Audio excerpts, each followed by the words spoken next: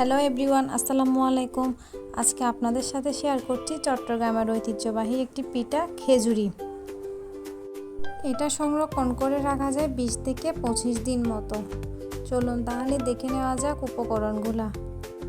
আমি এখানে নিয়ে নিয়েছি প্রায় 300 গ্রাম মতন সুজি, 2টো ডিম আর পরিমাণ মতন লবণ, চিনি আর গুঁড়া দুধ। এক এক করে সুজির সাথে সব কিছু মিক্স করে নিচ্ছি।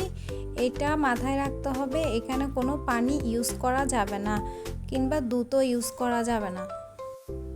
এখানে কোনো তরল জিনিস ইউজ করা হয়নি, যার কারণে কোনো হ্যান্ড ব্লেন্ড কিংবা চামচ ইউজ করা যাবে না। তাই হাতের সাহায্যে এটা ভালো করে ময়ল করে নিতে হচ্ছে।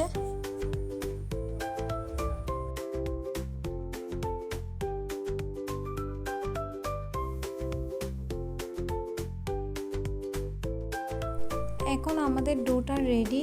ওপরে একটু হালকা তেল ব্রাশ করে রেখে দিব 4 ঘন্টার জন্য।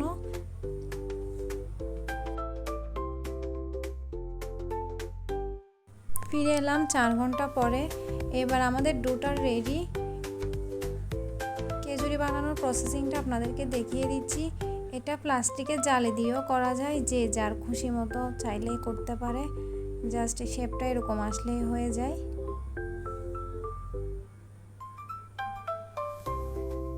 একে একে আমাদের সবগুলো খেজুরি বানানো কমপ্লিট। এবার এগুলো ভাজার পালা। গরম তেলে এগুলো ভেজে নিতে হবে।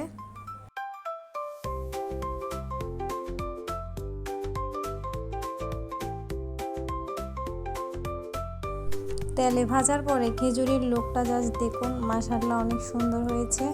এগুলো ঠান্ডা করে অনেক দিন সংরক্ষণ করে রাখা যায়।